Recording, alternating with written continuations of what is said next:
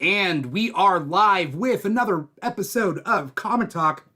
It's that show brought to you by the Keeg. We're talking about this week's new comic book releases. For those of you who don't know, new comics come out every Wednesday. It doesn't matter whether they're DC, Marvel, indie comics like Image or Boom or whatnot. They all come out on Wednesday, and we're here literally a day later on a Thursday, August 8th, 2024, to talk about all the comics that we read this week. I'm your host, Dimithri Perera, and as usual, if you're watching us live, you're watching us on twitch.tv/The Keeg Show, or youtube.com/The Keeg Show, or maybe you're listening to the podcast wherever you get your podcast from. But however you choose to digest us, let us know in the comments. Like, comment, follow. Let us know you're out there. Write a review. Do your thing. Let us know you're out there and that you guys are listening.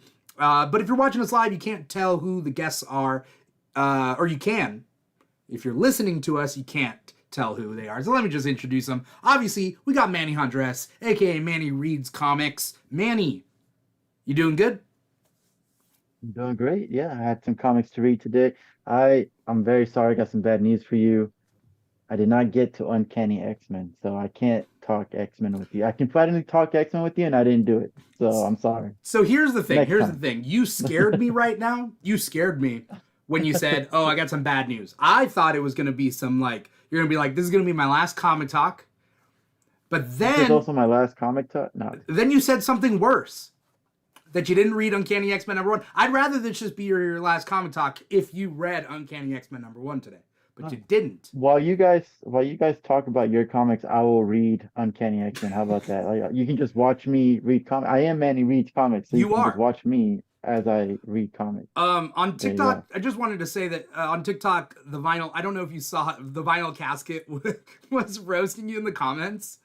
Um, Absolutely. Of and course you like, did. but like, what were we were just like roasting you because it was like Manny reads comics, but not Manny likes comics. Like we said all those things, right? And it's like, the All joke right, was so that I'm you don't know gonna how to count higher than five, and that's why you only rate your comics up to five. That's true. That's true. I mean, there's no need for six, seven, or eight. Like, yeah, five is good. Yeah, Five is great.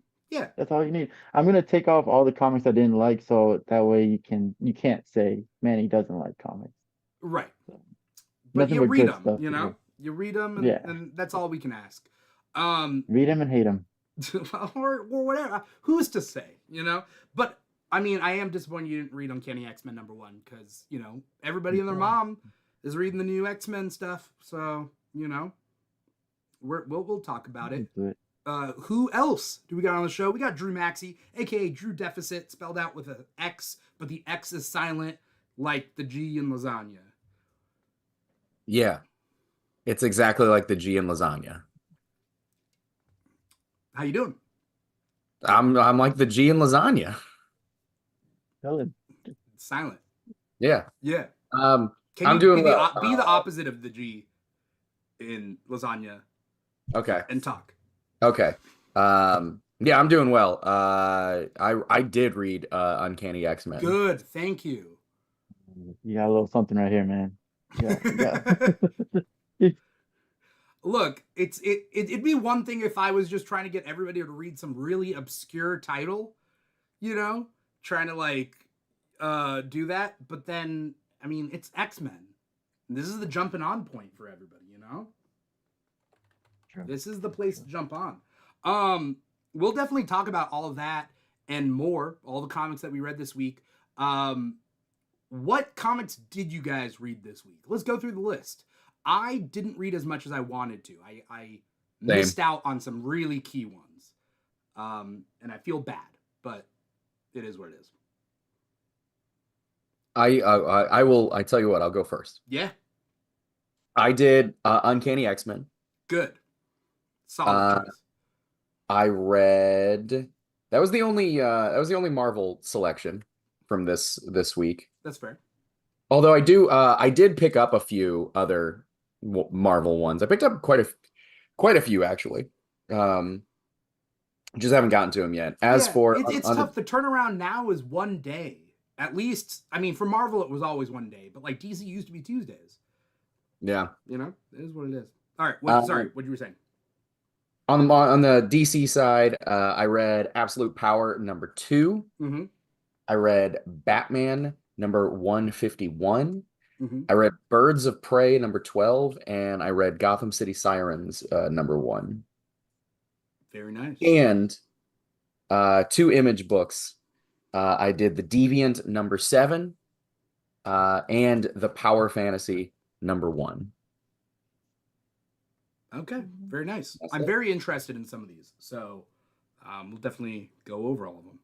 Manny, what you got? Only went through half of my stuff, so I read 6 books out of 12. But very similar to Drew's list. I got Birds of Prey 12, uh, Deviant number 7, Power Fantasy number 1, Ain't No Grave is another one from Image, Yeah. number 4, and then from Marvel I have Avengers 17 and Spectacular Spider-Man number 6. But I do have Uncanny X-Men on my list, and I'm not gonna read, or maybe I should. Maybe I'll make my decision after Drew's rating. But Gotham City Sirens, I'm not gonna read it, but I did get the The Terry cover, Dodson the cover? variant cover, the Oh. one with Harley in it. Oh, okay. So Um, yeah, I was like, that's a good cover, but I need to get that. So okay. All right. Um, I'm trying to think of what, because there's a lot of books that you guys didn't talk about that I wanted to read, but I didn't read. So I'm wondering if there's any books that I read that you guys didn't already read. So I did read Ain't No Grave number 4. I read. caught up. I read 1, 2, and 3 to catch up to 4. Which, I don't normally give, new series a shot. But Manny, did you read it last time you were on? Did you talk about it? Yeah, I've read every single one so far, and like the reason I said read for this one because There was this barely issue any had like it had one dialogue, one line of dialogue. It's just at the like end, right? "Hello, writer" or something. Yeah, that Yeah. was it. Uh, but it was still really good. But yeah, no, Ain't No Grave. When you're ready to talk about it, it's something I love. Scotty Young as a writer, as an artist, and then Jorge Corona and Scotty Young together, they make great content. So the last thing that they did was the Me You Love in the Dark, and before that was Middle West, Mm, which I have up here somewhere okay. hidden. Actually, it's over here. Never mind. Shout out to Curly Insane Guy on our Twitch chat. Our Twitch chat is our main chat, but we also got YouTube chat as well. But Curly Insane Guy says, really interested in hearing your impressions of the Power Fantasy. So we will get to that. Listen, I'm gonna say so much. Definitely. You are gonna have to cut me off talking about the Power Fantasy. Oh, I'm not going to talk about it because I think it's way too smart for me. I'm going to continue reading it, but it's smart. It's okay. definitely it's We'll good. we'll have to put a time limit on it, but I if you're really that interested in talking all about it, Drew, like I am interested in hearing about it because I didn't pick it up and I didn't read it. So, yay or nay that people should be picking it up. Just a yay or nay. 100%. They should. Okay. It is. I mean, like I said, I'm gonna say a lot about You it. get one sentence right now, and we'll pick up more of it later. It's the book. Okay, cool, awesome. I read Ain't No Grave 4. I read The Avengers 17. I wanted to read so much else, but I didn't get a chance. I read Spectacular Spider-Man 6. I read Uncanny X-Men 1. I read Absolute Power 2. And I read Batman 151. A lot of other titles I wanted to read, didn't get a chance. I think that's everything. Here's the question. What's your pick of the week? Drew, what's your pick of the week? It's the Power Fantasy. You sure? Do you like it that much? I am. So the Power Fantasy was announced earlier this year. Maybe sometime late last year, actually. I can't really remember when they announced it. But I'm just gonna, not to bring things down too far. It's been a rough year over on the Drew side. And so like I have not I've been reading a lot of comics and I've been enjoying them, but nothing has like Resonated. nothing in any form of media has made me excited in the Mm, last year. I'm just not feeling anything towards anything. yeah. Um, but when they described the power fantasy, it was the only thing that I was excited about this year. It it became the power fantasy became the reason for me to survive a little bit longer. The So that I Deadpool got to movie? read it. Yeah. Um, and I know that that puts a lot of like that puts a lot on it. Um, and it was exactly what I wanted it to be. Okay. So I'm looking through the write up. So it's that. So the writer on this is Kieran Gillen. Hmm. Artist is Casper Wingard, if I'm saying that right. Yeah. It is just produced by Image Comics. Um, and essentially, what's the premise? There are 6 people with powers in the world. Yes. So uh to get oh man. Um the basic premise of it is that there are 6 people in the world who have superpowers, and um the word superpower, like the phrase superpowers, is defined in the beginning of the book Mm-hmm. as the strongest countries in the world, people who have these and like these extraordinary abilities. And then ooh, I gotta open it up and look at what the third definition was. It was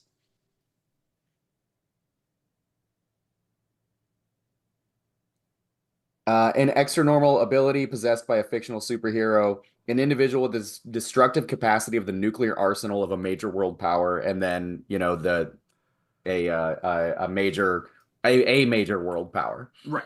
Um, which I think that's like putting that definition in the beginning is very important to the context of the book, because it's not really about people with powers. It's about international politics, like global politics, Uh huh.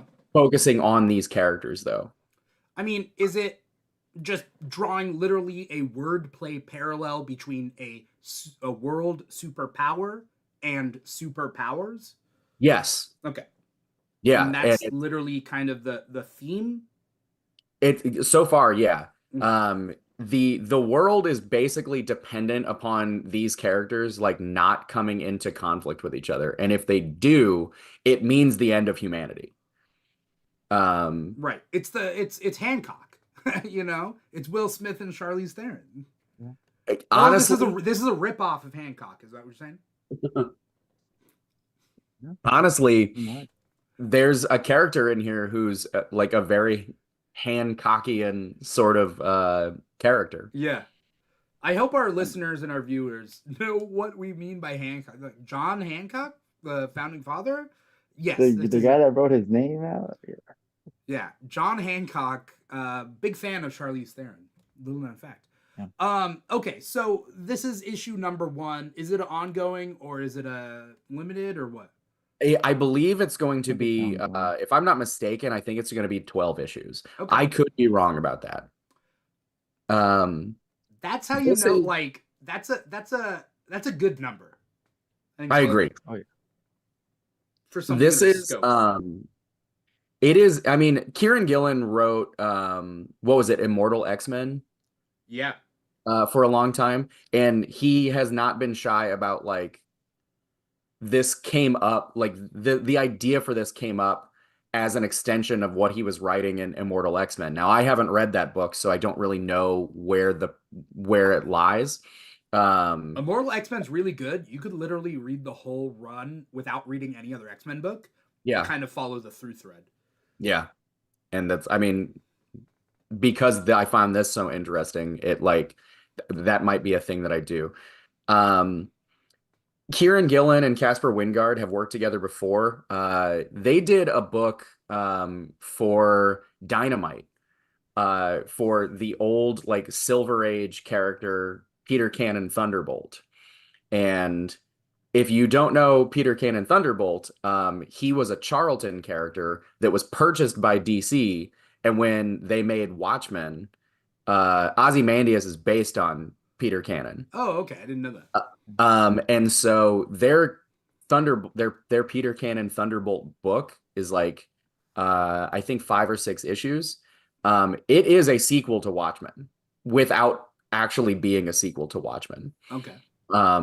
It like in the beginning of that book, the Peter Cannon assumes the Ozymandias role like the moment that Watchmen ends. Okay. And it deals a lot with like meta commentary and like it's a it's a commentary on comics after Watchmen was released, but also a commentary on like the nature of how the characters in Watchmen came to be. I'm talking all this about that book because this is like a very similar thing, but instead of using like old DC characters, it's X-Men. This is a like this is him doing X-Men without using the X-Men. Yeah. And so you have the 6 characters, they're all just kind of introduced in the beginning of in this story. But like the main character, or at least I don't know if it's going to change like protagonists or like chief character every issue or something, but the main guy that we're kind of following in this starts off young in the 60s, and then it goes to 1999, and he has this very like he's very concerned with ethics. But he's also like his ethics are very all over the place. His powers are psychic based. So he is determined that it is in the best interest of the regular people that they don't know that he's there. And so every panel, there's a whole very long sequence of him having a conversation with another superpowered character, and they're just walking down the street, and he is using his powers on every person around so that they just don't see him. Yeah. And which like to him, it's okay to do that because it's going to keep them more safe. But also at the same time, that brings up a question of like, is it morally okay for him to essentially just go in and like mess with people's minds? Which I know is a big Professor X question. Yeah. We won't be able to dive into the ethics of it in this episode of Comic Talk. Dude, and then he's like consistently like bringing up this is not the ethical or moral thing to do. But at the beginning of the book, literally the opening page is him being like, it actually, even though it's not morally good, we shouldn't do it. It actually would be beneficial if we just took over the world and ruled everything. Right. Because like that's what the people need. That's the only way to keep them safe. Yeah. And it just, it kind of the plot of this first issue, something very big happens. I don't really want to spoil it because it's huge. I want to read this, so And I mean, it's like a very big thing, and he does it because it's a horrible thing. Mm-hmm. It is a terrible thing to do, but he's just like, this is going to keep everybody safe, so it's a must. We have to do it. He has this very like utilitarian view of his powers, and he's trying to keep everybody, in check because he knows that if a conflict arises, then it's the end of humanity. Okay. So here's one question. One question for Drew before we move on. Who would you not recommend this book to? It sounds like a joke, but I'm actually asking, like, who would not dig this book? I don't know. My initial reaction to that is like, I would not recommend it to somebody who just wants like their comics to be lowbrow and, like, but at the same time, like, I think that if you give somebody something that is a little bit more than they expect, and it's good, that can open up a whole new world to them. Yeah. Okay. Manny, were you going to say something? was just gonna say this is what I meant by this book is too smart for me. That's Like fair. it's just there is a lot of things that you can dive into, and there's not only just like the ethics, but like every single superpower that we meet in this book has their own like little view that you could dive into. And I like while I do enjoy dialogue, this had a lot of dialogue. It had just the right amount of action as well. Like it had everything. Uh, but like I know that if I'm not ready to sit down and read this, I'm not gonna understand it. I have to actually be ready to take this in. You got to be in And a mood, within the right? first yes, like within the first 2 pages, I was like, oh, I need to wake up a little bit because Yeah. this is gonna be something. Like this, I know that I need to pay attention. And so I will say it to anyone who's interested in this, just know that go in knowing that. And if that's something that you don't really like, then that's who I won't recommend it to is if you just want punchy, bad guy went down, then this is not for you because there's Right. not really a bad guy, just bad choices, really. Okay. Is the best way to describe that.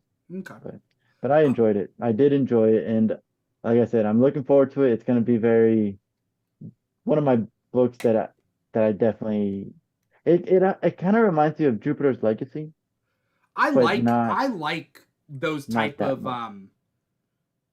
deconstructions of capes. So Jupiter's Legacy is one. Invincible, obviously. Mm. Um, I like Jupiter's Legacy and Invincible. Comic wise, Jupiter's Legacy and Invincible way better than The Boys by far because they have an underlying theme that The Boys disagrees with. Like, you know, but I don't want to shit on The Boys as much as I do. I do want to shit on it. I just don't have any time. Manny, what's your pick of the week? Mine was so I've only read half my book, so from what I've read, I would say Birds of Prey number 12 was a good book. It was fun. It I was wanted to very read it. very fun. I didn't get a chance. Um, you didn't get to read it? No, I mean, I'm but up to have you date read except for the this. the first 11? Yeah. Okay. Then yeah, so it's just another book of why they travel to another through another portal, through another like different type of world where it's very cartoony. That's why the cover is very Chibi. chibi like, Yeah. right? So yeah. Um, but it was a good book because for me, I really like Cassandra. Uh, and when she actually gets to talk, it's very surprising, but it's a moment that you can't overlook it. It's like, oh, she said something and it is meaningful. And in this, it's not even her talking, it's her getting somebody else to open up, which is the I forgot her name already. The Who? person that they met in the New World, not Maya, but her sister. Oh, the bad one or the good one? I forget. Good I one. forget what her name is too. Yeah. Well, she kind of expressed how anytime I remember my sisters, I only think about the bad things and I don't get a chance to actually talk about the good things, which is an opportunity that Cassandra gave her, and it actually helped out with the whole planning. Barda is continuously funny, Yeah. and it's kind of a lowbrow funny, but it works Yeah. with this crowd. Uh, but no, I just really like the book. I don't think it moved the plot forward any more than the last few books, but I think the next issue is the last of this arc. So, Hmm. um, They're focusing on for the most character part, moments, yes, which and that's what I truly loved about this yeah. one. I mean, And a lot of these books, like I when you get really involved with the character, this is why like to really like a sitcom, let's just say a sit like on TV, like you got to watch a couple and like really get to know these like yeah, characters, and then you start falling in love with them, and then you're like, okay, what more things do I want to see happen to these characters? Um, like someone who is, and look, everybody rags on Friends, and like I get it, but like after a certain point, it's almost like Stockholm syndrome. You get used to the characters and then you just want to see it continue. But like if you watch one episode of Friends, one episode of any sitcom, and if you stop, I don't think you don't get the full love of the characters, the mhm. situations, that sort of thing. And so comics are kind of like that too. Like liking the characters goes a long way. You And know? on that point, like Power Fantasy for me, it was my third pick. And the only reason it was my third pick instead of Deviant number 7, Deviant was number 2, is because Deviant is on number 7 of issue. So Right. I've made a connection with some of these characters. I know what they're going through. I know the story a little bit more. So the only reason Deviant 7 is 2 and not 3 right now is because Power Fantasy just started. I just met these characters. So for the Yeah. most part, I like them at a base level and not with what happened in Deviant. So Right. yeah, Okay. so that's a good point. My pick of the week is obviously Uncanny X-Men number 1. Um, it okay. So Manny, I feel like you're smiling at me because you figure like, oh, of course, right? No, I'm figuring because of course that's the one that I don't read. Feel free to spoil it though, because like X-Men is not something that I'm like totally I need to find out on my own. I'm gonna read the book, but I'm okay with This is the spoilers point to if you jump want to in. talk about So spoilers. here's the thing. I uh I love X-Men, and X-Men tends to be, a little higher on my list of like whether or not it's going to be my pick of the week. That being said, X-Men number 1, so like there's Uncanny X-Men number 1, and there's X-Men number 1. X-Men number 1 was not my pick of the week when it came out. X-Men number 1, I've been talking for a couple weeks now how it was a weak issue. It was a weak number 1, but the goal of X-Men number 1, I feel, was to reintroduce like new readers to these characters that are more obscure. So like X-Men number 1 has Cyclops, sure people know Cyclops, Beast, sure people know Beast, and Magneto, sure. But then they have like other characters that weren't like main characters in the 90s cartoon. You know, Quentin Quire, like no like who knows him, and like Juggernaut's on the team, sure. Magic though, like Magic doesn't get much airplay on like movies and stuff. So X-Men number 1 kind of had an uphill battle. This team though, it revolves around Wolverine, Rogue, and Gambit. And like this is the team that like for people who like the 97 X-Men 97 or like the 90s series before that, like this is the title to read. It was fun, the characters were good. There's a big dragon, which normally I don't like magic in my X-Men, like just magic things. I don't like it, but a dragon is a good manifestation of magic. Like it's a physical manifestation of magic, so I'm like, all right, cool. But yeah, and the art is really good too. I don't know. I really like this one. It was a strong first issue, especially for like new readers and old readers. I think. Drew, did you have thoughts? I do. I am a new reader to Okay. X-Men. Like I've read so little X-Men over the course of my time in reading comics that like I mean it I've read so little that it feels like I haven't read any. And there are a lot of characters. I read X-Men number 1 and I read Uncanny X-Men number 1. You kind of said with X-Men number 1 that you thought it wasn't a very strong issue. And I really liked it. Mm. But you also said the goal of that issue is to introduce new people to people they don't know, Yeah. which is exactly what it did. And so for me, it was just like, oh, like I'm learning about all these characters, and like that was cool. Yeah. This one, I do think I liked this one more, just because pretty much exactly what we've kind of the both of you have said about your picks is it's like um I know who Rogue is, I know who Gambit is, I know who Wolverine is, even without reading a ton of comics starring them, Yeah. which is probably with the way that I am about adaptations, where it's just like I'm not opposed to adaptations. I don't dislike adaptations. In fact, I like them most of the time. I just also am I'm very, what's the word I'm looking for? I'm critical of Yeah. adaptation because to me, it's like you're never going to do the comic better. And if people are interested in, which isn't always the case, The Boys is an example. Yeah. But like for the most part, Yeah. you're never going to do the comic better. Um, That's why I like it when they do the comic different. So Yeah. Invincible, both Robert Kirkman things, Walking Dead and Invincible, you can say, sure, I like one over the other, comic or TV, but they diverge from the plot. Yeah. And it's like, yeah, tell a new story with that. Like the thing that like just it annoys me so much is the prevalence of the conversation of, hey, which of these storylines should they make into a movie? And my answer to that is always they shouldn't make any of them into a movie because that implies that like it deserves to be made into a movie so that like it's more, in my mind, that's people saying like it's going to be more respected if more people see it. And Oh, well, I mean, I do think it'll be more respected if more people see it, but I think what you're trying to say is that they're saying that TV and movies is a medium above comic books. yeah, simply because it's more popular. Yeah. And like what makes comics cool is the stuff that you can do with them, you know?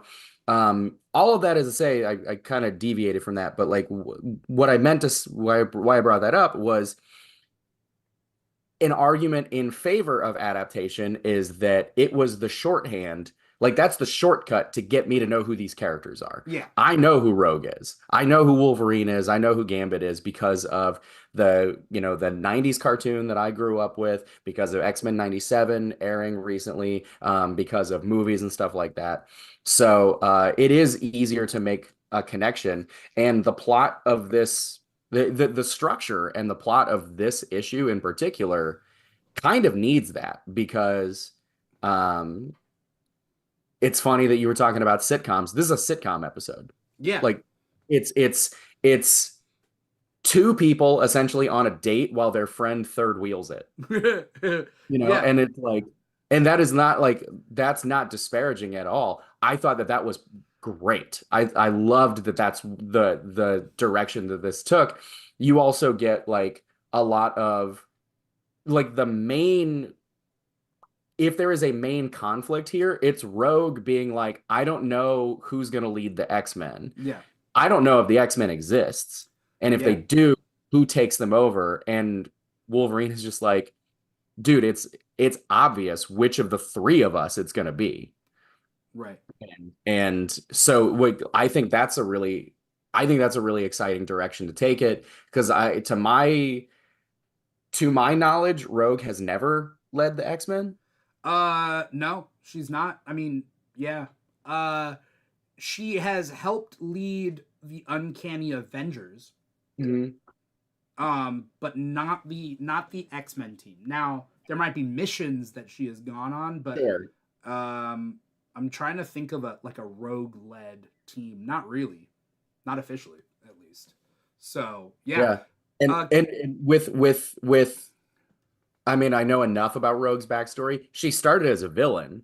So now you have like a literal villain who was reformed by Charles Xavier's philosophies, becoming the successor to Charles Xavier's legacy, which it seems to be the direction that they're going to go. Yeah. I think that that's a really interesting, like, the bad guy was reformed and found her purpose because of somebody else, and now she's carrying on that legacy. That's an interesting story to tell, superhero or not. Yeah. Yeah. This is Does she also, not it's written know? by Gail Simone, art by David Marquez. And it is, listen, I love Secret Six. I think that is the best thing Gail Simone has ever written. It is so incredible. Yeah. This is up there. I mean, this reading this reminded me of Secret Six, not necessarily like in the plot, but like the way that she handles characters. Everybody has a unique voice. I think there's little quirks in it that are interesting. Like, for example, when Rogue speaks out loud, she has the accent, but when she has her inner monologue, she doesn't. Huh. Because why would she have an accent? To Right. her, it sounds the same. Right. Yeah. Okay. Does Some Rogue not know writers what's are going really on good with with team Cyclops? books. Sorry. What, Manny? What? So does Rogue not know what's going on like with Cyclops and Beast and all that? Like, She does know. They mentioned that they moved in up north, but I think Wolverine says like, you really want to be part of Cyclops' team? Like, I think he like mentioned, he's like, if you're gonna make a team, like make your own team, you know? Do you really want to be on Cyclops' team right now? Um Curly Insane guy in the Twitch chat says Umbrella Academy did that similar but different angle for its adaptation too, and did so really well in my opinion. Late on this message, Twitch was being weird. Yeah, Umbrella Academy did similar but different for their show. So did iZombie, better show than Yeah. it was a comic, I think. The art by Mike Allred is really good, but like the iZombie show, I think, is better. Um, and then Curly Insane Guy goes, Gail Simone's great at ensembles. Yes, there are certain writers that are really good with team books because they can write different characters different ways. Some people are really bad at team books because they just write the same character but cloned and looks different, you know? I think too, one of the issues I have with team books, which I'm not like against team books, but I tend to go for a solo book more frequently, is just that like it is hard to balance everybody getting a chance to shine. But I think the cheat code here, what she does really well, is that she very early on makes it like, no, Rogue is the protagonist of this book right now. Yeah. And everybody else gets their moment in the sun, but it is through Rogue's eyes. And that helps because it's very it that kind of gives you the funnel through which everything kind of flows, you know. Yeah. If you establish a chief character from the beginning, then you get the ability to kind of like put yourself in that person's shoes, and then that lets the story kind of come out from there. Yeah. There's also like kid with cancer little subplot in this issue that was sad, but it worked and it got the point across. Yeah. Okay. So we went through the three of our picks of the week. I want to hit, I mean, with the remaining time that we have, I want to hit some of the bigger issues and things that came out. Like, I read Absolute Power #2. Did anyone else?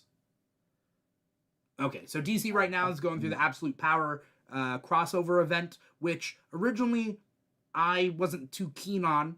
And I'm not saying I love it, but I'm digging it. It's ramping up and it's only issue 2. And which makes me think that there's something big. I mean, I think I know what the big thing is. I think Darkseid was probably going to appear in a couple of issues. But like, the premise is that Waller has taken over the world's security, essentially, by taking down superheroes, taking away their powers, putting them in prison. And she has her own squad of not so great people. And a lot of the heroes have lost their powers. I don't know. I liked it. I'm interested to see what happens. It's not my pick of the week, but Mark Waid, I'll follow Mark Waid till the ends of the earth. Yeah, I mean, I felt the same way. There's a lot going on in this. You get a really cool moment with Nightwing that I really liked. But also, I mean, this is, other than a little moment like that, there's a lot going on here. There's so much action, and in um action in still life, in a comic isn't as exciting as action in motion in a film. I'm gonna disagree. I Well, think a lot of times. it comes down to how the art is. Like, I thought in this issue, so the Flash has lost his powers, right? Or at least one of the Flashes. Yeah. And instead, so they've like stocked up on like special gear. So the Flash has a motorcycle that like just drives really fast, and he's like doing some stuff. And I just thought it was really cool when he showed up. And it was like, all right, like, I don't know. I agree with you. Like, it would be really cool to see it in animation, but also like, there's kind of a thing about like your mind filling in the gaps between panels. Yeah, and that's the power of comics. That's what makes comics imaginative. Yeah. That's why they're still reading, even, the two of you talked about an almost entirely silent issue, still reading Yeah. because you're filling in, the transitions there and everything, which is great. And that's what's great about comics. And when you do adapt stuff like that, you lose it. Mhm. But I guess I should rephrase that and say that it's not that it's not as exciting. It's just We need more uh, character moments. We need more, like, right? Is that what you're saying? yeah, it it moves so much faster. Like action moves so much faster because you just look at it on the page and then you move to the next thing. Yeah. Once you kind of understand, what has happened, right? And so, um, I like moments where I like a book that kind of lingers for a little bit and lets you Mhm. feel everything. Yeah. I also think that, like, switching over to Batman 151, I think what it does is that has more character moments, Mhm.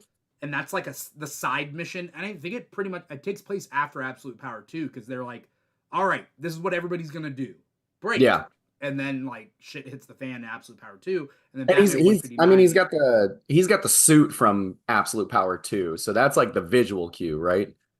I didn't notice that. With the armor and the purple gloves. I didn't notice that. Okay. I just knew that he was going after the mother box. Yeah. Um, this issue of Batman 151 was okay. It was fine. We do get to see Bizarro show up, which I think there are two DC comic Bizarros right now. There's the Bizarro that was in the Superman crossover that happened a couple months ago. I feel like that's a different Bizarro. That Bizarro is different than this Bizarro. It might be. I also got the impression that that was like taking place in the past. It wasn't like in current continuity. Oh, So I really don't know. But I mean, this Bizarro has a big metal arm, yeah. and I don't recall ever seeing Bizarro with a big metal arm. That came out after that was Suicide Squad Dream Team or whatever. Oh, There was okay. a So the lead up to this. yeah, Gotcha. yeah. I think that's what that was for. Manny, what else did you read? Before I get into that, is Batman still missing his hand? Yes. Does Well, he still have no, he got a a clone metal hand. hand? Oh yeah, Yeah. you got the Oh, a clone hand. clone That's hand? right. Yeah. Yeah. So it sounds So he really has a dumb. hand. It sounds really dumb, A clone but that hand. issue was great. That Man, was that was a really good issue. It I was was wondering how they were gonna fix his hand being cut off, but all right, there's clone hand. long story short of this really good issue is that um Failsafe creates like a young Bruce Wayne clone and makes him his Robin. And after Failsafe is quote unquote defeated, um, that young Robin, like, you go to the next issue and you just assume he's just going to be this ongoing villain, but he just turns himself into Bruce Wayne, I think, is what I remember happening, and he starts aging at a rapid pace. Hmm. So Bruce Wayne essentially gets to see his self grow old, which I thought is also like an interesting meta commentary on, like, Bruce Wayne just isn't allowed to age. But Yeah. in the comics, they've been throwing out a couple things here and there of, like, Bruce Wayne being a little bit weaker than he was.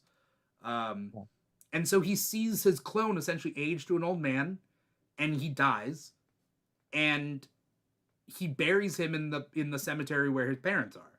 And, like, yes, he gets the arm or the hand from the clone, and it's He watches himself die, and he's like, "Hey, let me get that hand real quick." no, he gets it a long time before. Clone. The clone cuts off his own hand. Okay, He cuts off his own. He says, if I had asked you, you wouldn't let me do it, so I just did it. You can that take makes it." sense. And then Okay, the clone, like, becomes an old man in a wheelchair. It's really sad. Yeah. And yeah, it was good. I liked that issue a lot. It made up for, like, me being puzzled about Chip Zdarsky's Batman run. I feel like it like it ended up there, and that Yeah. was the purpose. Did With you Batman's mortality. staying on Batman just for a second? Did you Yeah. read the like Harley Quinn backup in this? I breezed kind of through it. I liked it. I thought it was good. Okay. I'll have to go back. I remember the title. It was called Absolute Power Plant. Yeah. Yeah. It was just a little fun side adventure. Really good art. I liked Mm, the art in it a lot. okay. Um. All right, Manny. Then what would you want to talk? Ain't No Grave. I was gonna say Avengers because Ain't No Grave. There's not much to talk about. That one, Okay, really, it was really a quick. silent It issue. was a silent issue. Yeah, it was a silent issue except for the last page. So what's really cool about Ain't No Grave is that the issues have been themed to the whole 5 stages of grief. Um, you got denial, anger, bargaining, and then this issue was depression. And so the whole thing was just her kind of like it's very hard. I need to reread it because Yeah. like what is going on? Like she shows up in a bar, her face is like half messed up. Then after a couple of drinks, she's young, but then she's looking at herself as No, her younger self. it's flipping back and forth between past and present. That's what I thought. But then like the fact like that she sees, and this is like gonna mean nothing to you if you haven't read it, but like then she sees her daughter with this like uh finger Oh, bleeding oh yeah. guitar guy. And like so that's what I'm saying. So it's like it's between fantasy. I thought it was gonna be her past, but then we see that like her daughter's not there where she is. Right. So I couldn't make heads or tails of what that means. I think it was just all symbolism of her going through this next phase of her journey. So her journey is to she just found out that she's most likely gonna die. I don't know if they've ever like said She exactly has a what her disease or sickness is, something, I assume, a disease. and she So wants to kill instead of death. yeah, so instead of just saying like, okay, I'm gonna say my goodbyes and make my peace with it, she's like, no, I'm gonna go kill death and I'm gonna watch my family, live and I'm gonna be with them, is what she essentially is saying. Um, but this one was just a silent issue of her going through whatever. I guess just it's a depression issue, but it seemed more angry in my book. Like it just seemed like she was just angry at her younger self for most likely her decisions, and then she gets to see her daughter kind of be taken away, so she's not going to see her daughter grow up most Yeah. likely. But then she runs into death at the end. I think that's death. Yeah, I think And that's. the next issue is the last issue, And I think which she's is met death acceptance. before. You think she's met her? What makes you say that? I think she's been down there before. Well, they say you can't come in here and leave, I think right? there's something in her past that happened. I forget, but they hinted at there's something that we haven't seen yet. So we'll see. But I do like it. I also think that like maybe this is just better as a trade. Just read the whole thing.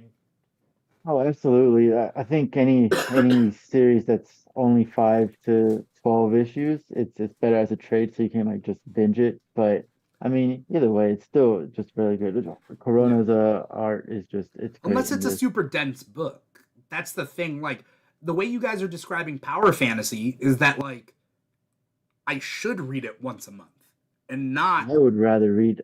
I think I would rather read Power Fantasy all the way through because of like I'm not gonna remember what happened in this first issue. I'm gonna remember the big events that happened, but I'm not gonna remember like the small minute details that one of the main characters. Uh, how would you pronounce his name? Etienne. Etienne? I, Is it French? I don't know. It sounds French. Yeah, It it's looks it's French. it's Etienne. Etienne. Okay. Like he says so many things that I'm like, I'm gonna forget half the things that you said, but everything you say it hits. In a So I perfect would say world, Power Fantasy is a better to to read all at once, but you're gonna brush through everything when you read it. but you'll remember everything you're brushing through at that moment. Maybe. I mean, I guess best in a perfect world, you read each issue as they come out every month, and then when it's over, you read the trade. That's true. That's I true. mean, books like Kingdom Come for me. I know Watchmen resonates a lot with Drew, but like Kingdom Come to me, like I read over and over and over and over and over again as a kid. I looked in the background. I saw the Beatles. Like they're like I don't know if you guys know. There's like Village People superheroes and the Beatles as superheroes in the background because he's just like Alex Ross is just filling it up with like rando heroes and like you notice certain things that you didn't notice before and whatever and like really good books that stand out. It's nice that you read them 10 times, you know. Let's hit Avengers 17 then, because that's what you. Avengers 17, I thought, oh, once again, it's a good character book, character moment book. Yeah. It's I really enjoyed the conversation between Storm and Sam. Sam. Uh, yeah, I think he did a really good job of like a chess move on her. He went to her just kind of like feeling guilty about not doing better through this whole blood hunt event. He feels guilty that thousands died, even though billions survived. Those thousands should not have died under his watch, under their watch as Avengers. And Storm asked him a couple questions. He answered it correctly, and he's like, "Then you did everything right." But then he like turned that around on her, and he's like, "Those three questions that you asked me, um, the answers were no when it comes to the mutants, right? So we failed the mutants. We shouldn't have treated the mutants the way we did." And so then he kind of like segues that into, "We want you to represent the mutant community in the Avengers," and formally ask Storm to join the Avengers, which I thought was really cool. Has she ever been an Avenger? Not officially. People bring up there was a time in like New Avengers where she like shows up and fights with them for a couple of issues. But as far as my understanding of one of my favorite characters is Storm. Like my understanding, no. And that's been the biggest problem I have with the Avengers is they don't show the mutants respect. And And there it you is. should like Yeah. clear out the Avengers squad, put mostly mutants on there. It'd be a much better Avengers team. But that's also just me being like X-Men are just a better team than I was about Avengers. to say that. Yeah. You know? How do you feel about Storm and Black Panther being in the same team? Do you I think don't that'll I cause don't like anything, them or are they together. cool? I Oh, like me personally, I don't it's funny because as much as I love Black Panther and like he's the closest thing to like a fictional king to admire for me, it's like and Storm is a queen. Like Black Panther is not good enough for Storm. He's not. And the thing what I realized is that like Storm deserves better. There's a guy that she was dating, just a human man that she was dating on Mars that was a really good human man. And I get maybe they broke up because it seems like her and Sam are like flirting a little bit. uh, I think I saw that, but I took it as more of a mutual respect. I think they respect each other. Okay. They have high respect for each other. But Because I can also Sam's see how dated you a would think lot. that they were flirting. Yeah, yeah. Sam dated But Jane more, Foster.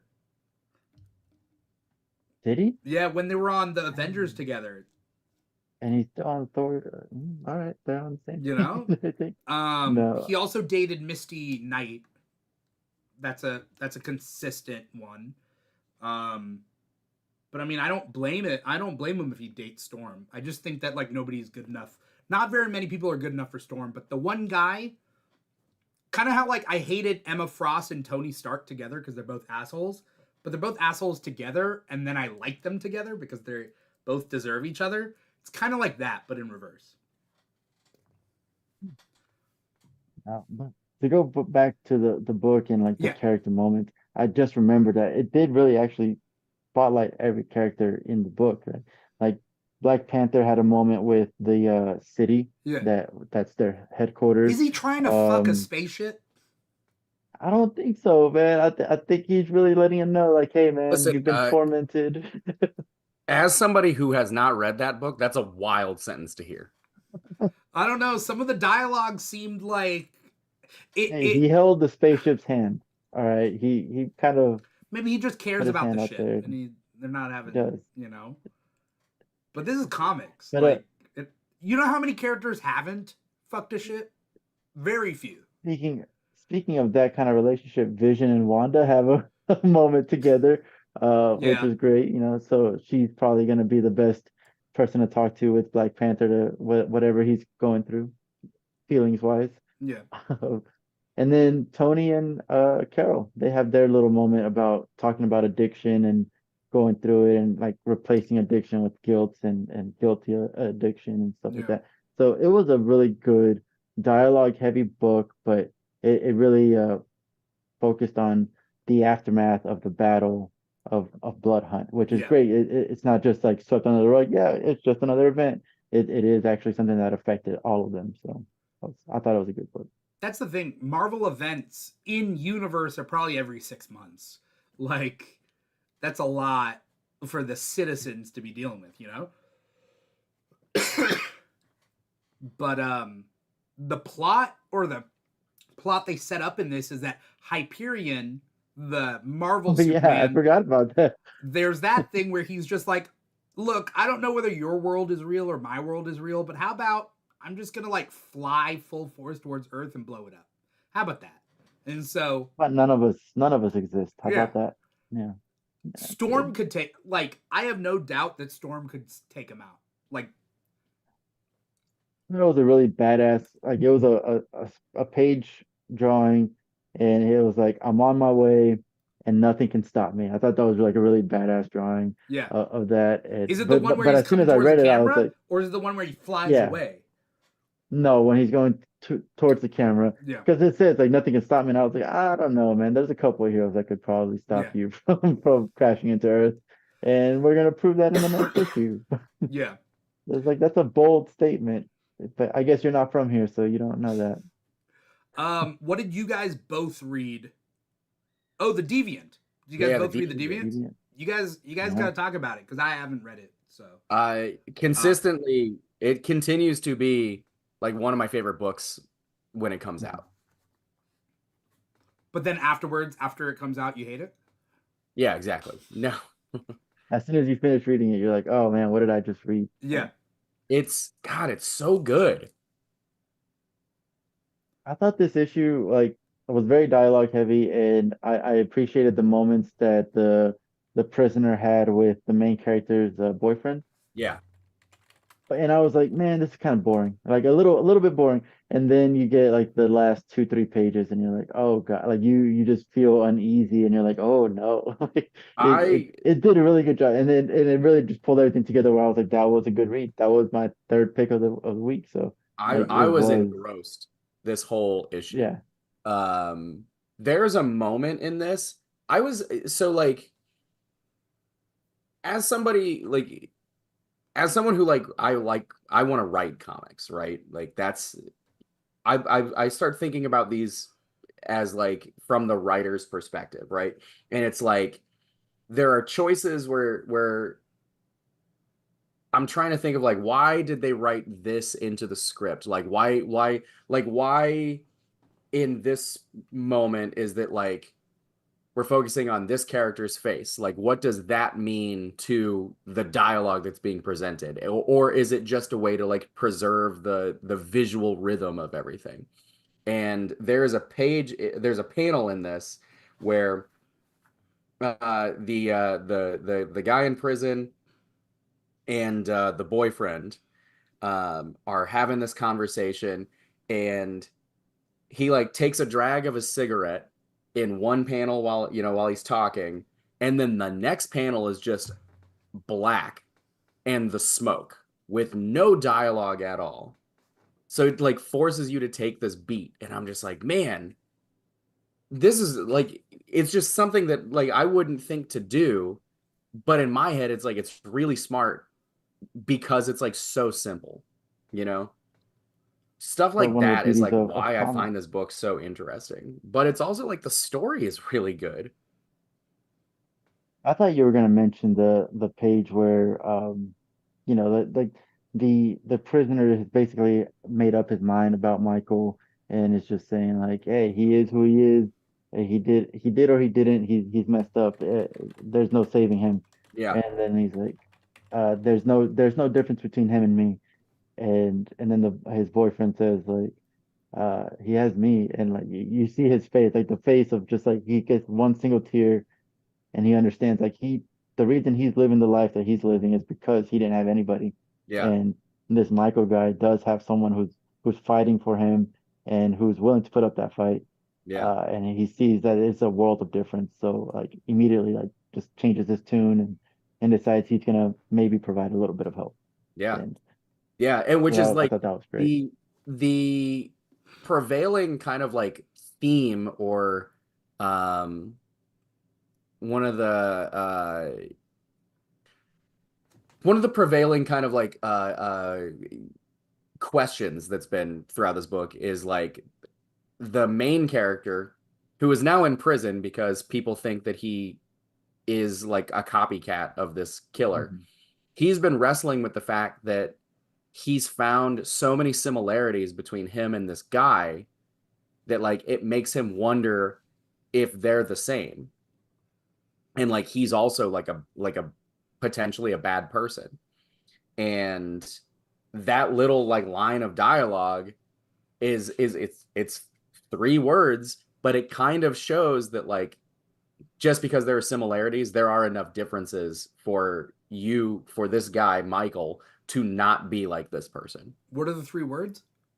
He's so the you know the he's like getting the prisoner guy's getting ready to walk out, and he's just like uh your boyfriend's where he's a lot like me. Like what does he have that I didn't when I was in his situation? And the boyfriend says, "Yeah, he's got me. That's the difference. That's what he has. He's got me here, like trying to get him out, fighting for him, making sure that he is truly innocent." Yeah. All right. And it's enough to like make the guy change his tune. There's also a really cool bit character in here of like uh a serial killer like fangirl who I thought she was a really funny character. Very, very realistic, honestly. Like she doesn't care that someone just got murdered or anything. She's like, this is gonna be great for my sales, Ooh, for my merchandise. This is amazing. Like do you mind if I she like take a had no picture? filter. Yeah. Yeah. You mind if I take a picture with the bloody mask, you know? God, yeah. Maybe I'll pick this one up. Who knows? Who knows? Um, there's a lot of books that I gotta read. God damn. We're gonna go like triple time through everything that we haven't already done. Sounds good. Cool. Blue Beetle number 11. Any quick thoughts? Didn't read it. I didn't read it. Didn't get to it. Oh, Yeah. okay. I plan to read it, but I Did didn't anyone get to read it. Doctor Strange 18? Nope. That's it. That's the No. next I one. wanted to. I'm reading it. I read up to 17. And the events of Blood Hunt come into play here, but I didn't get to read it. By the way, shout out to Tessa is Gray. First time Twitch chatter saying swoon the deviant. So there we go. That's you remember Tessa. We met her in Chicago. Yeah. Yeah. That's Yeah, Tessa. yeah. She's cool. She's allowed to stay. I think I'm following her now on social media. So yeah, this chat's only for cool people. But Doctor Strange, okay. Gotham City Sirens. Did we talk about that at Briefly. all? Okay. It was just you that read it, right? I read it. Thought it was interesting. Okay. It's you know, art was really cool. That was my biggest. The art was really cool. Okay. Are they in Gotham? They are. Okay. All right. That's all I care about. They're truthful. They're Okay. truthful to the name. All right. Did anyone read Prodigy's Slave of Mars number 1? It was on It's on the somebody's list, but it's on my list. Yeah. I read the first Prodigy book by Mark Miller. By the way, I didn't know Mark Miller was moving over to Dark Horse. His books aren't Image Comics anymore. They're all Dark Horse comics now. I didn't notice that. But Prodigy, the first one, I did not like at all. I read it, so it was, I guess, good to read once, but he had the big problem was that Prodigy is just good at everything, and he'll always get out of a sticky situation because he always planned to get out of the sticky He thought situation. about everything that that could happen. He There's he knew that accidental thing that was going to happen, that 1 in a million chance. He right. knew that was He going to knew, happen and it's at like, that okay. moment. So I'm interested in like what's Slaves of Mars like, because I think there's a subplot in the first one that the villains are trying to bring back somebody from space or something, but I don't know. So maybe I will read this just to satiate my I curiosity, only but I only added it to my list because it's so bad. Like it needs to. I guess I need to have something to compare to. Like, hey, at least it's not Prodigy, right? Like, did you read the new Nemesis book? I read. The No, newest not the one? new Nemesis. No, but I read like the second volume of Prodigy, and I was like, nope, yep, this confirms it. It's just not good. Yeah. That Yeah. was that But was that still around. was the second Nemesis book that was done by the art was Jorge Jimenez, right? Yeah. Yeah. But there's a Yeah. new Nemesis book called I forget what it's called, but he's picking a Robin essentially. Oh, did Jimenez do the art? No, different Oh, artist. okay. I forget. Good. I forget. Good. I won't read anything that guy puts out. From Jimenez or Miller? like you know, Jorge Jimenez.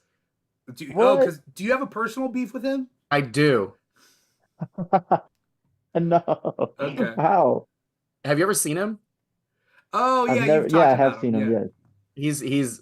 He listen, He's not allowed. He's you not can't be that allowed. talented and that good looking. It's not fair. He uses himself as a reference for Batman and Yeah, Superman. that's Yeah. not fair. That Here's the thing. you gotta pick one. The law of averages though essentially means that he's probably just a shit human being. Is that what you like? If he's No, No, if he he's great seems at no. such if like a he's great he at looks art, like a genuine guy. so He you seems like a can't be genuine perfect in guy. everything.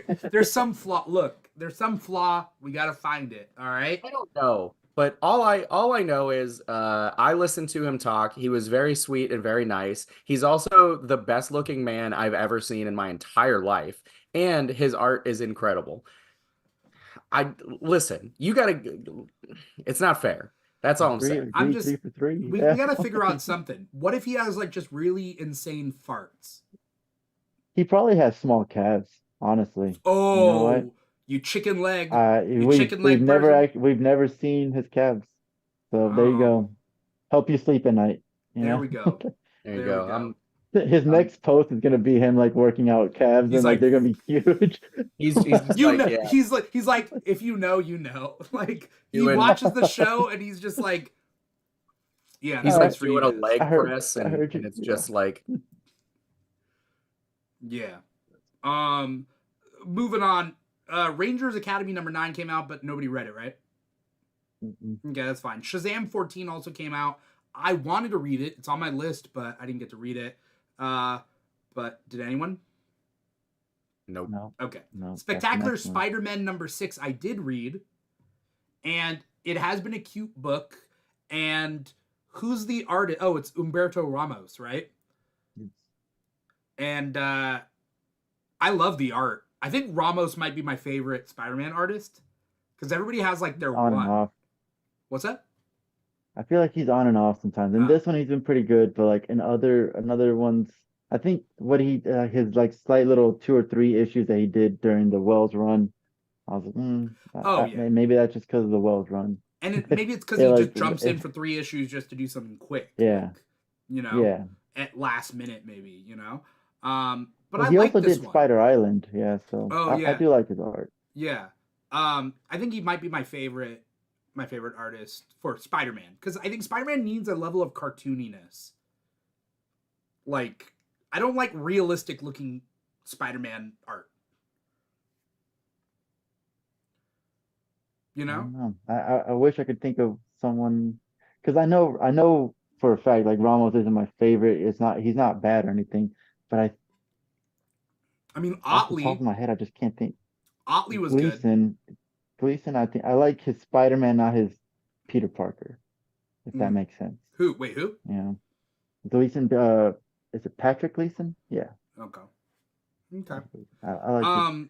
I like this book. It needs to be an ongoing because we need an ongoing of Miles and Peter hanging out. Like, it's just Yeah. something that, like, Marvel needs it. It's just like even if it loses that money, they need to keep this book going. And Miles was hilarious. Like, he said like the same line 3 times. Fine, whatever. Every time he said it, I laughed. Every time I I don't read it, him remember. saying it, it was funny. Just because like I forgot. Yeah, I forgot why he said it. Someone was like, "You need to do this." Fine, whatever. And then someone, oh, he was asking him to fight Felicia instead of Peter. Oh, Peter's like, that I whole can't thing. fight. I can't fight Black Cat because it's complicated, Yeah, but it's a robot version of Black Cat. It's not even the real Black Cat, and that's what Miles said. He's like, it's just a robot, and he's yeah, like, no, but it's complicated. Fine, whatever. And he yeah, just goes and he's like, look, you did a good job. Fine, whatever. yeah. Like it's fine. Well, think And about he it said it this one more way. time. Think about it this way. Like, imagine like all of us are like fighting against somebody, and then it's like, oh, you can't punch that person because they look kind of like my ex. It was like, come on, man, really? Like, just fight them. Like, it's like, no, You know you that gotta they're take them. not. You know that they're fake. You know that like they're just robots. You can break them and everything. Yeah, It's like, no, no, no. You do it. You do it. But I thought that was a good book. Pace wise, I feel like it did not increase. You could take this book away from the arc and you wouldn't lose anything. But yeah. it still had good But it's about little the tiny jokes funny and the moments. moments, right? Yeah. Oh And no, they did Hammerhead, set up. They did set up. Yeah, Hammerhead's thing, and Miles Warren is back. they did set that up. But again, I don't care about Miles That's fair. Warren. Yeah, Miles Warren, it not is kind Miles of funny Morales. that there's Miles He's Morales cool. and Miles Warren. Yeah. Yeah. All right. Yeah. Hammerhead got a what is it? He got triggered by some, Oh, Madam Madam Mask. Mask. Yeah, Yeah, Madam Mask. He's like, oh, I noticed you didn't create her in this world, and it's because he's a little salty. He lost to her in the last I arc. I So have to. I do have to state that, like, in the Marvel universe, there has to be a whole group of people that literally never leave their house because they have sex robots, right? Because they explain, elaborate. in our real world, our sex robots don't really look like people, right? And they don't even Well, have like free will or anything.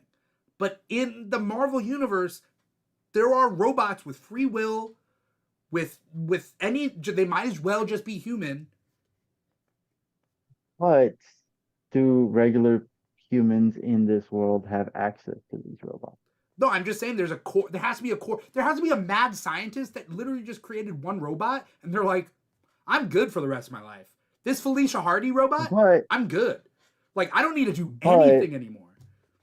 that's actually the point of this arc is that this is what Arcadium is. You do your Yeah. own. You live in this fantasy world that's addictive to go to, and you don't. And people have just stopped living their life because they keep going to this world. So Yeah, the only weird part about this world technically, to me, because everybody else opts in, whatever, is the fact that like Mentalo is listening to their thoughts. That's the weird part. yeah, Like, yeah, you know, yeah, and they're and it watching just them from doesn't make sense. cameras. It doesn't make sense that they watched all this and they still don't know who Peter Well, Parker they or said Miles like they Morales never is. said like anything Their specifically name. because they just look like people. But now you have all this like facial recognition software stuff, and they're two very intelligent people. They should be able to find them. Well, I'll And be honest. Peter that's Parker, it looks like a dime a dozen guy in New York City, and then Miles, classically speaking, AI recognition software doesn't work with dark skin. It like it's not calibrated. I It's don't a know. I problem. could argue this back and forth all day. I'm like, they know that Miles is the Brooklyn Spider-Man. They Yeah, know yeah. that Spider-Man stays in Queens. Like you can lower your your pool, you know? Well, it's kind of like I don't when know. It's Kamala comics.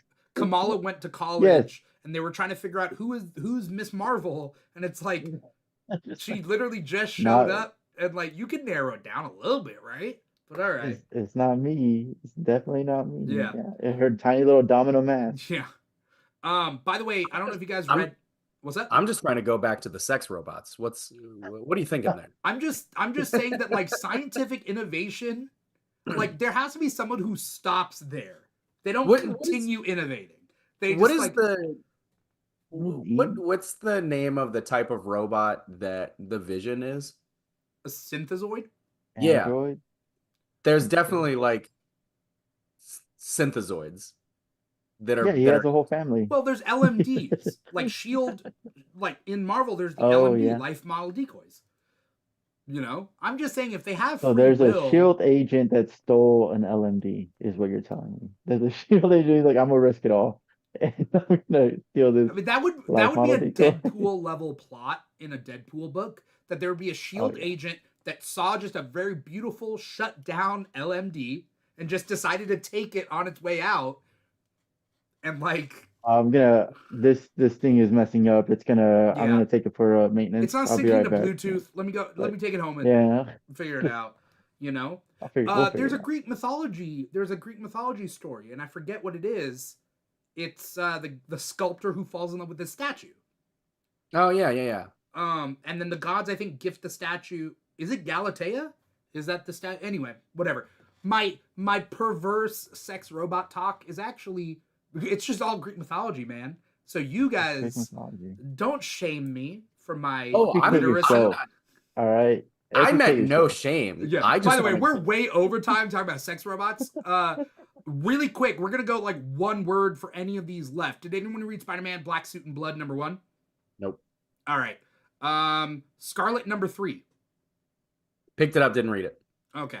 What about Boy Wonder 4? Picked it up, didn't read it. Okay, both of those titles are really good. I haven't read the most recent issue. So, but they are really good and I meant to. Anyway, was there anything else that we had yet to cover? No, that's it. All right, we got to peace out. Before we get going, let us know where can we find you? What do you got coming up? Anything you want to plug? Manny. I am on all socials, Manny Reads Comics, and I mean, I'm just posting random stuff at the moment, not doing much else other than that. All right, for sure. Drew? Find me most of the socials, Drew X Deficit. I do have a few things coming up, so I'm going to try to get through this really quickly so that I don't keep you too much. I got new music coming out really soon in 2 different projects that are coming out. I'm a thing that is coming out sometime soon. I think it will probably get announced in the next couple months. I'm very excited about that. Big one is the animated Watchmen film is coming out at the end of next week, I believe, or middle of next week. Sometime after it comes out, I'm gonna do an audio commentary. On TikTok, I'm kind of known as the Watchmen guy. And so like I'm going to do an audio commentary about Watchmen that you can download and listen to while you watch the movie after you watch it once or twice. It is going to be a fundraiser. I haven't decided the charity yet, but basically you donate any amount to the charity that I choose. Send me a receipt, like a screenshot of it, so that I know you did it. You will get it. It can be $1, it can be $100, whatever you want. I got you taken care of. Awesome. I'm looking forward to everything you guys got coming up. So, good stuff. If anyone wants to follow me specifically, you can follow me at This Is Dimithri. Instagram is probably the easiest way, but This Is Dimithri on like everything. But if you want to follow The Keeg, follow us on TikTok and Instagram at The Keeg Show. Those are our 2 biggest social media platforms. But we're also on Facebook, Threads, Twitter. I'm trying to like find time to do everything. At The Keeg Show or / The Keeg Show, including patreon.com / The Keeg Show. If you want to find a comic shop near you, go to comicshoplocator.com. Support your local comic shops. Also, support your local public libraries. Especially, let's just say you got kids and you don't want to buy a bunch of comics. You just go to the library and you'll find comic books. You just check them out and you give them back. Even if you don't have kids and you're just a regular person, go to your local public library and check out those comics and everything. Local public libraries need our support, as well as public schools, but that's a whole other thing. Other than that, I don't know. We got a lot of stuff coming up. Comic Talk, though, is this show. It's every Thursday, 5 p.m. Pacific, 8 p.m. Eastern. We also got the Keeg Talks on the weekends. We got State of X, which is our X-Men podcast, once a month. It's just a monthly X-Men podcast to catch people up. A lot of cool movies are coming out. And thank you, Tessa is great. Appreciate that. Support your local public libraries. What else was I saying? A lot of stuff coming up. It's driving me crazy, but stay tuned for more Keeg stuff with everything. That's pretty much it. Yeah, D23 is this weekend. And if anyone's in the Anaheim area on Friday night, which is tomorrow night, come out to our special D23 after party, which is not officially Disney. Just note that. But I'm going to be doing a game show of my own creation called Geek King Out, which I've done before, but we're doing it again. Anyway, that's pretty much it. Thank you, everybody out there. If you're watching us live, twitch.tv/The Keeg Show or youtube.com/The Keeg Show. Like, comment, subscribe, follow. Let us know you're out there. If you're listening to the podcast, wherever you get your podcasts from, Apple Podcasts, Google Play. No, not Google Play. That's not around anymore. Spotify, iHeartRadio, Audible, Amazon Music, SoundCloud. Like us, click like, write us a review, do all that stuff. That's pretty much it. I think I went over everything. Thank you, Manny. Thank you, Drew, so much for coming on the show. Thank you to everybody out there for watching and or listening. Once again, I am your host, Dimithri Perera, and this has been another episode of Comic Talk for the week of August 8th, 2024. Say bye, everybody. Bye, everybody. Bye.